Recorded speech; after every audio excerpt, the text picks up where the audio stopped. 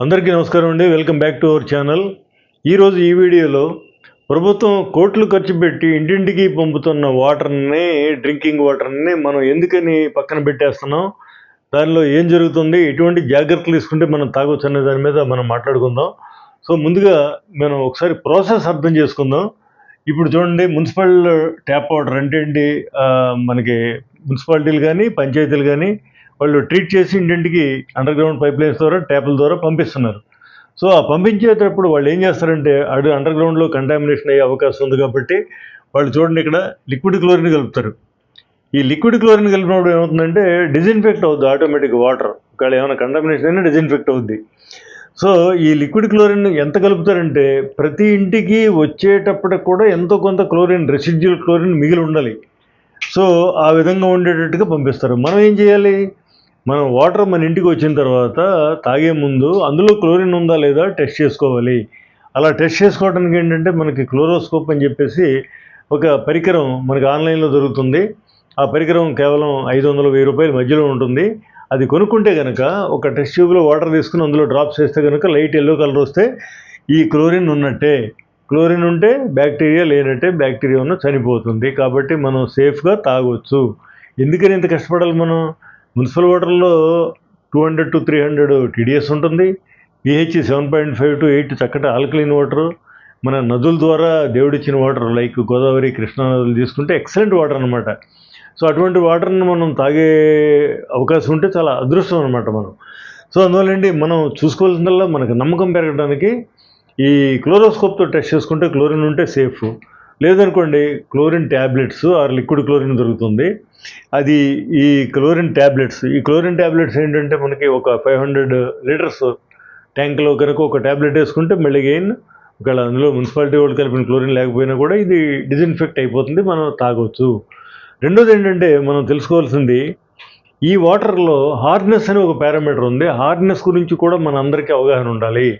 ఇప్పుడు ఈ ఈ వాటర్లో, తాగే వాటర్లో టీడీఎస్ అంటే మీకు తెలుసు కదా, ప్రధానంగా కాల్షియం, మెగ్నీషియం, ఇంకా సోడియము, పొటాషియము, ఇంకా రకరకాల మినరల్స్ అన్నీ ఉంటాయి. దాంట్లో హార్డ్నెస్ అనేది ఏంటంటే కాల్షియం, మెగ్నీషియం ఎక్కువ మోతాదులో ఉంటే దాన్నే హార్డ్నెస్ అంటారు.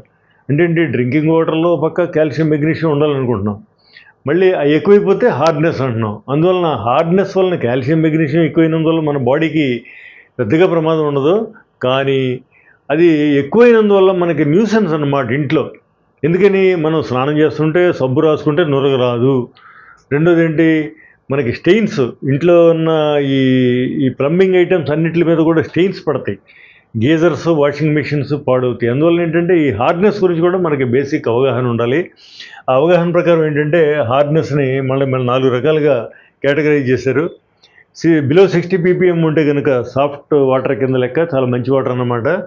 అలాగే హార్డ్నెస్ 60-120 ఉంటే మోడరేట్లీ హార్డ్, అది పర్వాలేదు. ఇది 120-180 ఉంటే హార్డ్ వాటరు. వెరీ హార్డ్ 200-180 కంటే ఎక్కువ ఉంటే వెరీ హార్డ్ వాటర్. సరే, ఈ పారామీటర్స్ ఎలా ఉన్నా కూడా మనం చెక్ చేసుకోవాల్సింది ఏంటంటే, మనం స్నానం చేసేటప్పుడు సబ్బు రాసుకుంటాం. ఆ సబ్బు కంఫర్టబుల్గా, అంటే నురగొచ్చి చక్కగా క్లీన్ అయిపోతుంది, వాటర్ ఇలా పోస్తుంటే క్లీన్ అయిపోతుందంటే అది మా హార్డ్నెస్ తక్కువ ఉన్నట్టు అనమాట. మనం హ్యాపీగా ఆ వాటర్ తోటి మనం ఎంజాయ్ చేయొచ్చు. రెండోది, వాళ్ళు ఎక్కువ ఉంటే కనుక దానికి టెస్ట్లో తెలుస్తుంది. టెస్ట్లో పారామీటర్ని బట్టి, ఈ రీడింగ్ని బట్టి మనం సాఫ్ట్నర్ అని ఒక మళ్ళీ ఉంది, దాంట్లో 3 ప్రాసెస్లు ఉన్నాయి, అది మళ్ళీ వేరే సబ్జెక్టు. సో సాఫ్ట్నర్ పెట్టుకుంటే కనుక ఈ కాల్షియము, మెగ్నీషియము మనకి ఇబ్బంది లేని లెవెల్స్కి తగ్గుతాయి. సో దీనికి డ్రింకింగ్ వాటర్ వేరు, అది వేరు, ఆ సబ్జెక్ట్ వేరు. కాబట్టి ఇది నేను ఓన్లీ బేసిక్స్ చెప్తున్నాను.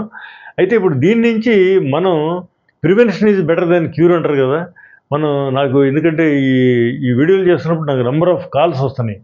ఆ కాల్స్లో వాళ్ళు చెప్పేది ఏంటంటే, ఈ టీడీఎస్ చాలా ఎక్కువ ఉంటుందండి, హార్డ్నెస్ చాలా ఎక్కువ ఉంటుందండి, మా ఇంట్లో అన్నీ పిచ్చిలుడిపోతున్నాయండి, ఇల్లు పాడైపోతుంది, ఇవన్నీ రకరకాల కంప్లైంట్లు చెప్తున్నారు.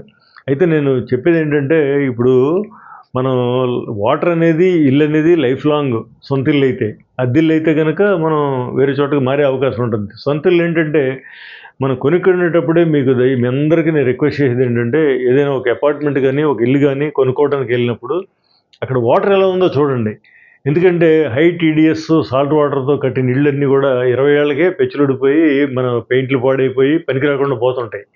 సో అందువల్ల అటువంటి ఇల్లు మనం రంగులు చూసేసి కొనేసుకున్న తర్వాత లైఫ్ లాంగ్ ఇబ్బంది పడతాం.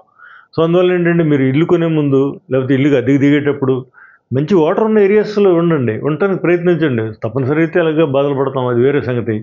ఇల్లు కొనుక్కునేటప్పుడు మాత్రం వాటర్ చూడకుండా మీరు ఇల్లు కొనటం అనేది చాలా చాలా ఇగ్నోరెన్స్ అనమాట.